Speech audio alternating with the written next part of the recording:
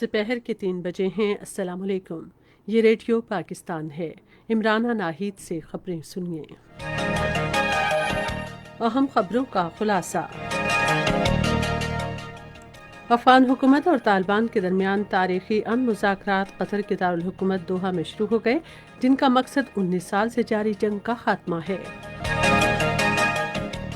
पाकिस्तान ने अफगान रहनुमाओं पर जोर दिया है कि वो इस तारीखी मौके से फ़ायदा उठाएं और शमूलियत पर मबनी पायदार, वसीउल बुनियाद और जामे सियासी हल के लिए तामीरी अंदाज में मिलकर काम करें।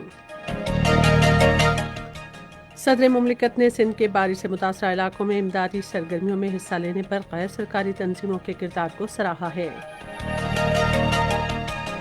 मुशीर खजाना ने कहा है कि हुकूमत को कोरोना वायरस की आलमी वबा से मुतासरा मईशत की बहाली के लिए सख्त फैसले करना होंगे। रेलवे के वजीर ने ताजिर बिरादरी की सहूलत के लिए कराची में मिनी रेलवे हेडक्वार्टर कायम करने का ऐलान किया है। मेजर राजा अजीज भट्टी शहीद निशान हैदर का आज 55वां यौम शहादत मनाया जा रहा है। और अब खबरें तफसील के साथ। अफगानिस्तान में गुज़िश्ता 19 साल से जारी लड़ाई के खात्मे के लिए अफगान हुकूमत और तालिबान के दरमियान तारीखी अमन मुज़ाकरात कतर के दारुल हुकूमत दोहा में शुरू हो गए हैं।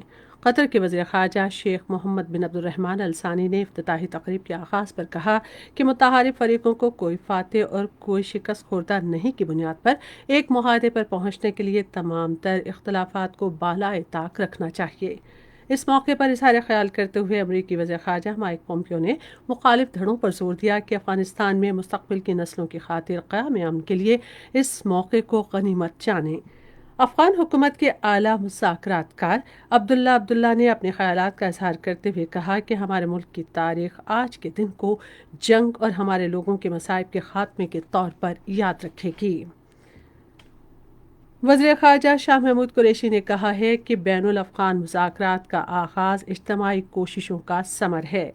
दोहा में बैनुल अफ़गान मुज़ाकरात की इफ्तिताही तक़रीब से वीडियो लिंक के ज़रिए खिताब करते हुए उन्होंने कहा कि पाकिस्तान का ये देरीना मौक़िफ़ है कि अफ़गान तनाज़े का कोई फ़ौजी हल नहीं है, सियासी हल ही आगे बढ़ने का वाहिद रास्ता है।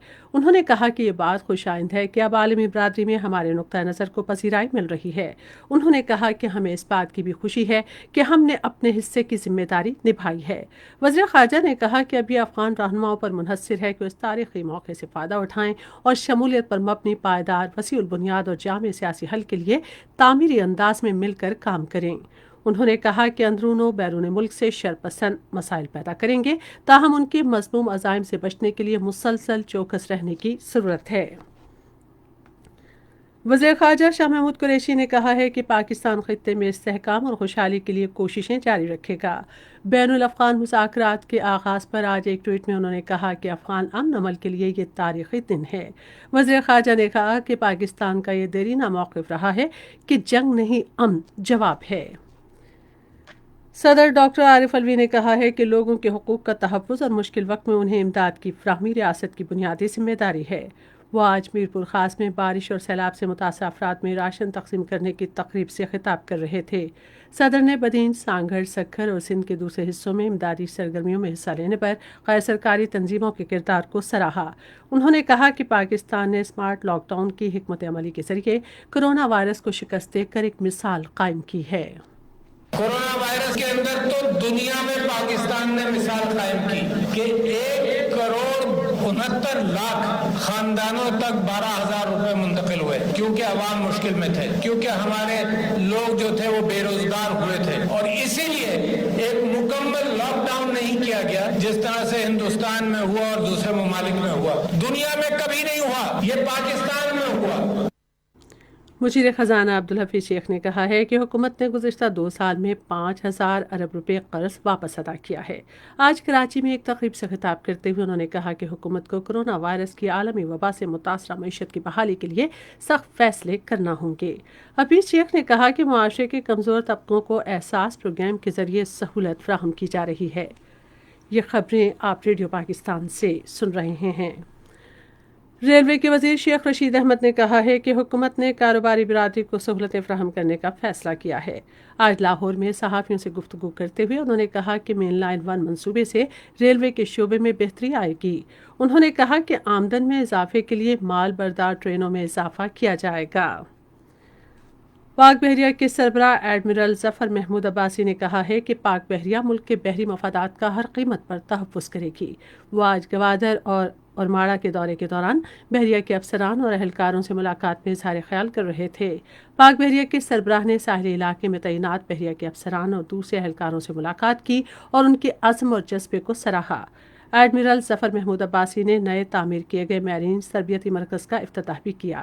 یہ مرکز پاکستان اور دوست ممالک کے میرینز کو بنیادی تربیت اور جدید کورسز کی سہولت فراہم کرے گا۔ غربت کے خاتمے کے بارے میں معاون خصوصی ڈاکٹر ثانیہ نشتر نے کہا ہے کہ عوام کا سماجی تحفظ حکومت کی اولین ترجیح ہے۔ آج ملتان میں احساس کفالت مرکز کے دورے کے دوران اظہار خیال کرتے ہوئے انہوں نے کہا کہ مستحق افراد کو مالی امداد کی فراہمی کے لیے اربوں روپے کی مالیت کا احساس ہنگامی نقد امداد پروگرام شروع کیا گیا۔ ثانیہ نشتر نے کہا کہ احساس ہنگامی نقد امداد پروگرام وزیر اعظم عمران خان کی خواہش پر شروع کیا گیا، جس کا مقصد معاشرے کے مستحق طبقوں کو سماجی و اقتصادی امداد فراہم کرنا ہے۔ انہوں نے کہا کہ اس مہینے کی 30 تاریخ تک 1.5 کروڑ مستحق خاندانوں میں 200 ارب روپے تقسیم کیے جائیں گے۔ خیبر پختونخوا حکومت نے صوبے بھر میں ضلع کی سطح پر خصوصی کمیٹیاں قائم کی ہیں جو آئندہ ہفتے سے تعلیمی ادارے کھلنے کے بعد کرونا وائرس سے بچاؤ کی احتیاطی تدابیر پر عمل درآمد کی نگرانی کریں گی۔ ایک اعلامیہ کے مطابق یہ خصوصی کمیٹیاں 6 ارکان پر مشتمل ہوں گی جو اسکولوں میں کرونا وائرس سے بچاؤ کی احتیاطی تدابیر پر عمل درآمد کا جائزہ لیں گی۔ بلوچستان سے سینٹ کی خالی نشست پر پولنگ صوبائی اسمبلی کوئٹہ میں جاری ہے۔ پولنگ کسی وقفے کے بغیر شام 4 بجے تک جاری رہے گی۔ یہ نشست نیشنل پارٹی کے سربراہ میر حاصل خان بزنجو کے انتقال کے باعث خالی ہوئی تھی۔ بھارت کے غیر قانونی زیر قبضہ جموں کشمیر میں بھارت کی جانب سے عالمی قوانین اور معاہدوں کی خلاف ورزیوں کا سلسلہ جاری ہے۔ کشمیر میڈیا سروس کی جانب سے جاری کی گئی ایک تجزیاتی رپورٹ کے مطابق نریندر مودی کی قیادت میں وسطائی حکومت نے گزشتہ سال 5 اگست کو کشمیر کی خصوصی حیثیت ختم کرتے ہوئے فوجی محاصرہ کر لیا۔ ایران، ترکی اور فلسطین نے اسرائیل کے ساتھ مکمل سفارتی تعلقات کے قیام کے لیے بحرین کے فیصلے کی شدید مذمت کی ہے۔ ایک پریس بیان میں فلسطینی قیادت نے کہا کہ معاہدہ مقبوضہ بیت المقدس، مسجد اقصی اور فلسطینی نصب العین سے غداری ہے۔ ترکی کی وزارت خارجہ نے فیصلے کی شدید مذمت کرتے ہوئے کہا کہ معاہدہ فلسطینی نصب العین کے دفاع کی کوششوں کو نیا دھچکا ہے۔ اسی طرح ایرانی پارلیمنٹ کے اسپیکر کے عالمی امور کے بارے میں خصوصی مشیر حسین عامر عبدولیان نے ایک ٹویٹ پیغام میں اس معاہدے کو اسلامی نصب العین اور فلسطینیوں سے سنگین غداری قرار دیا۔ اس سے پہلے بحرین نے دونوں ملکوں کے درمیان امریکی حمایت سے ہونے والے معاہدے کے نتیجے میں اسرائیل کے ساتھ سفارتی تعلقات معمول پر لانے کا اعلان کیا تھا۔ افغانستان کے صوبے تخار میں آج افغان سیکیورٹی فورسز کے فضائی حملے میں 12 طالبان ہلاک ہو گئے۔ صوبائی حکومت کے ترجمان کے مطابق فضائی حملے علاقے میں پولیس کی گشت پر معمور پارٹی طالبان عسکریت پسندوں کے حملے کے بعد کیے گئے، جس میں 2 افراد ہلاک اور 6 زخمی ہو گئے۔ میجر راجہ عزیز بھٹی شہید نشان حیدر کا آج 55واں یوم شہادت منایا جا رہا ہے۔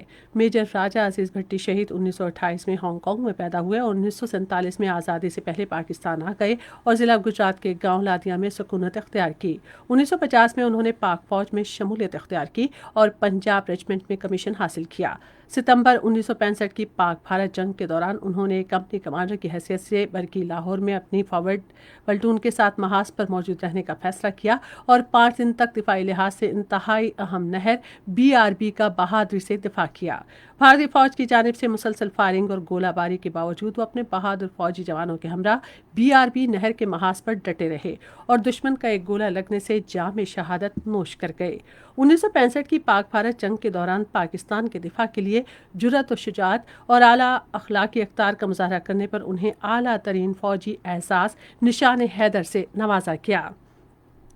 اور اب موسم کی صورتحال کے لیے محکمہ موسمیات کے نمائندے کی رپورٹ۔ آئندہ 24 گھنٹوں کے دوران ملک کے بیشتر علاقوں میں موسم گرم اور خشک رہے گا، تاہم بالائی خیبر پختونخوا، سندھ اور مکران کی ساحلی پٹی میں چند مقامات پر گرج چمک کے ساتھ بارش ہو سکتی ہے۔ مقبوضہ کشمیر میں بھی بیشتر مقامات پر موسم خشک رہے گا۔ کل کے سب سے زیادہ درجہ حرارت تربت میں 44 جبکہ سپی میں 42 ڈگری سینٹی گریڈ ریکارڈ کیا گیا۔